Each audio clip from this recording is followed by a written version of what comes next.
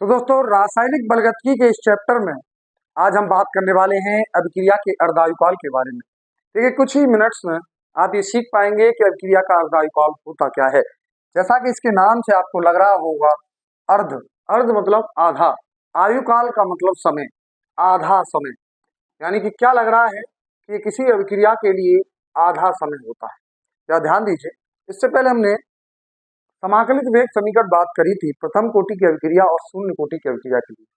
शून्य कोटि के लिए जो समाकलित वेग समीकरण था वो a माइनस ए नॉट बराबर के टी था, जहां ए प्रारंभिक सांद्रता है अभिकारक की और ए नॉट शेष बची सांद्रता है। साथ ही में हमने प्रथम कोटि के लिए ये समीकरण ड्राइव किया था 2.303 log 10 a बटे ए नॉट इक्वल टू के टी। तो इस तरीके से हमने यहाँ पर ए और ए नॉट को प्रारंभिक सांद्रता और शेष बची सांद्रता मान रखा है। अब हम जो बात कर रहे हैं वो आधे समय की बात कर रहे हैं, क्योंकि शब्द है अर्ध आयुकाल। तो क्या होता है अर्ध आयुकाल? तो समझिए, एक ऐसा समय जिस पर अभिकारक की सांद्रता आधी रह जाती है। जो अभिकारक की जो सांद्रता थी, अगर हमने स्टार्टिंग में वो 100 ली थी तो वो कितनी रह जाए? 50 रह जाए, आधी रह जाए। उस समय को हम क्या कहते हैं? अर्ध आयुकाल कहते हैं। अभिक्रिया का अर्ध आयुकाल कहते हैं। क्या समझ में आया? अर्ध आयुकाल एक ऐसा समय होता है जहां अभिकारक की सांद्रता आधी रह जाती है। तो जहां अभिकारक की सांद्रता आधी रह जाए उस समय को हम क्या कहते हैं? अर्धायुकाल कहते हैं। जैसे एग्जाम्पल और समझ सकते हैं कि जैसे कोई अभिकारक है, ए से उत्पाद बन रहा है बी।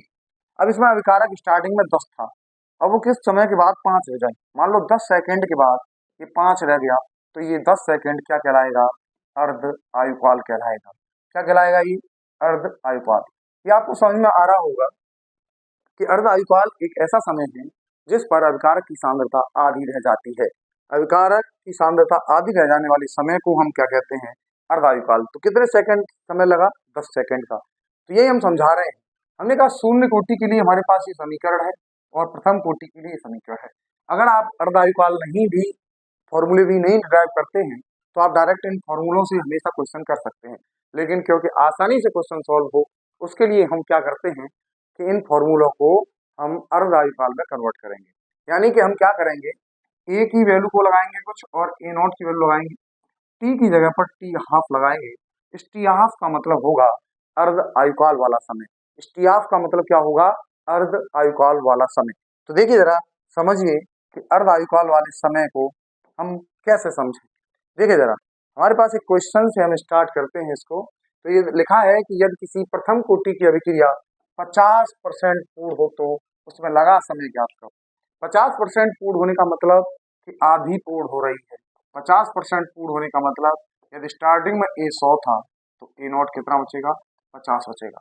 यानी कि अभिकारक की सांद्रता आधी रह जा रही है। इसका मतलब जिस समय के बारे में वो बात कर रहा है वो समय क्या होगा? अर्ध आयुकाल होगा। वो समय क्या होगा? अर्ध आयुकाल। क्या ये आपके समझ में आ रहा है? तो देखिए ध्यान से, हमने कहा कि यदि किसी प्रथम कोटि की अभिक्रिया 50% पूर्ण हो रही है तो उसमें लगा समय ज्ञात करो। 50% पूर्ण होने का मतलब अभिकारक की सांद्रता कितनी रह जाती है? आधी रह जाती है। तो वो समय ज्ञात करना है जिस पर अभिकारक की सांद्रता आधी रह जाती है। उस समय को हम क्या कहते हैं? अर्धायुकाल। यानी कि हमें टी 1/2 ज्ञात करना है। कौन सी कोटि की अभिक्रिया है? प्रथम कोटि की। इसके लिए हमारे पास समीकरण है। समीकरण है 2.303 log 10 a upon a naught equal to के टी। और टी की जगह क्या लगाएंगे? T half. क्यों? क्या आयुकाल निकालना है। तो ए की वैल्यू कितनी हो जाएगी? 100 और ए नॉट की वैल्यू कितनी हो जाएगी? 50। तो 2.303 log 10 ए की वैल्यू 100, ए नॉट की वैल्यू 50 इक्वल टू के टी हाफ। तो यहाँ से कितना आ गया? 2 log 2 की वैल्यू 0.3010 होती है। तो ये 0.3010 इसका गुणा कर देंगे तो 0.693। तो ये आ जाएगा 0.693 इक्वल टू के टी हाफ। तो यहाँ से टी हाफ अगर निकालना चाहेंगे तो 0.693 बाई के आ जाता है। तो इस तरीके से आप समझ सकते हैं कि प्रथम कोटि की अभिक्रिया के लिए अर्ध आयुकाल वाला जो समय होता है वो 0.693 बाई के होता है। देखिए ध्यान से, हमने क्या किया, ए की जगह पे 100 लगाया, ए नॉट की जगह पे 50 लगाया और काट दिया। इसमें से log 2 की वैल्यू बनी, log 2 की वैल्यू 0.3010, इनका गुणा किया तो 0.693। तो 0.693 इक्वल टू के टी हाफ आता है। इन दोनों को सॉल्व करेंगे तो यहाँ से टी हाफ की वैल्यू कितनी आ जाती है? 0.693 बाई के। तो ये प्रथम कोटि की अभिक्रिया के लिए अर्ध आयुकाल का फॉर्मूला है। किसके लिए? प्रथम कोटि की अभिक्रिया के लिए अर्ध आयुकाल का फॉर्मूला है। अच्छा देखिए, अगला क्वेश्चन है कि यदि किसी शून्य कोटि की अभिक्रिया में अभिकारक का आधा भाग रह जाए, आधा भाग रह जाने का मतलब फिर से वही बात कर रहा है, अर्ध आयुकाल की बात कर रहा है, और वो समय ज्ञात करना है, तो वह समय ज्ञात करो जिस पर अभिकारक कितना रह जाता है? आधा रह जाता है। यदि मान लो ए की प्रारंभिक सांद्रता ए है, स्टार्टिंग में वो प्रारंभिक सांद्रता ए है, तो ए नॉट कितनी रह जाएगी? आधा रह जाएगा, ए बटे 2 रह जाएगा। तो हमारे पास समीकरण क्या है? A minus A naught is equal to के टी। अब हम टी की जगह लगाएंगे टी हाफ, ए की जगह ए, और ए नॉट कितना बच रहा है? आधा बच रहा है। वो समय ज्ञात करना है, वो समय ज्ञात करना है जिस पर अभिकारक कितना रह जाता है? आधा भाग रह जाता है, तो ए बाई 2 रह जाता है, तो के टी हाफ। तो ये कितना रह जाएगा? ए बाई 2 रह जाएगा, के टी हाफ। अगर यहाँ से टी हाफ की वैल्यू निकालेंगे तो ये संख्या गुणा में है, तो इधर जाके भाग में आ जाएगी, तो ए बाई 2 के इक्वल टू टी हाफ आ जाती है। तो इस तरीके से अर्ध आयुकाल का अगर आपको क्वेश्चन करना हो तो अर्ध आयुकाल का क्वेश्चन इसकी प्रारंभिक सांद्रता को लगाकर कर सकते हैं। जैसे अगर आपके पास में अगर कोई क्वेश्चन है, अगर क्वेश्चन आपके पास में है कि यदि अर्ध आयुकाल वाला जो समय है वो दे रखा हो, अर्ध आयुकाल वाला जो समय है वो 20 मिनट दे रखा है, अगर अर्ध आयुकाल वाला समय 20 मिनट दे रखा है और आपसे कहा है कि प्रथम कोटि की अभिक्रिया है, और प्रथम कोटि की अभिक्रिया है और साथ में क्या रखा है कि के का मान ज्ञात करो, तो अभी हमने आपको बताया एक फॉर्मूला प्रथम कोटि के लिए अभी जो निकाला है। देखिए जरा, प्रथम कोटि के लिए अर्ध आयुकाल का formula t half is equal to 0.693 by k है। तो जरा देखिए, तो अर्ध आयुकाल का फॉर्मूला कितना है? T half is equal to 0.693 by k. तो यहाँ से हम इसको ऐसे लिख सकते हैं k is equal to 0.693 by t half. तो ये कितना आ जाएगा? 0.693 बाई टी हाफ की वैल्यू कितनी है? अर्ध आयुकाल कितना है? 20 मिनट है। तो इसका सॉल्व कर लेंगे तो इतना आंसर आ जाएगा मिनट इनवर्स, ये के का आंसर आ जाएगा। तो इस तरीके से अभी कोई रेडियो एक्टिव अभिक्रिया हो जिसमें रेडियो एक्टिव विघटन हो रहा हो, तो ये हमेशा प्रथम कोटि की होती है।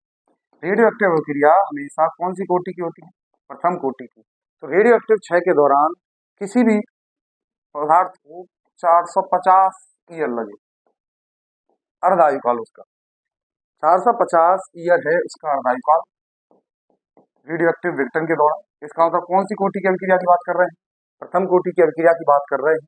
तो रेडियो एक्टिव क्षय में अर्ध आयुकाल कितना है? 450 साल। तो के कितना हो जाएगा? K equal to 0.693 by 450 year inverse. तो इस तरीके से किसी भी न्यूमेरिकल को अर्ध आयुकाल के क्वेश्चन को कर सकते हैं। तो इस तरीके से हम ये अर्ध आयुकाल का टॉपिक कंप्लीट करते हैं। इसके बाद हम आगे बात करेंगे अभिक्रिया की दर के टक्कर सिद्धांत के बारे में, जो इस चैप्टर का एक बहुत ही महत्वपूर्ण पार्ट है, एक अलग महत्वपूर्ण पार्ट है। एक तो ये महत्वपूर्ण पार्ट है कि ए माइनस ए नॉट बराबर के टी, ये फॉर्मूला आपको पता होना चाहिए शून्य कोटि के लिए। एक दूसरा महत्वपूर्ण पार्ट है 2.303 log 10 a by a naught equal to के टी। ये दो समीकरण बहुत महत्वपूर्ण है और इनकी सहायता से हमने अर्ध आयुकाल के दो फॉर्मूले निकाले हैं, t half is equal to a by 2 k, और एक दूसरा फॉर्मूला हमने निकाला है t half is equal to 0.693 by k. इस तरीके से हमने अर्ध आयुकाल के टॉपिक को कंप्लीट किया है। तो आज के लेक्चर के लिए इतना काफी है। तो थैंक यू।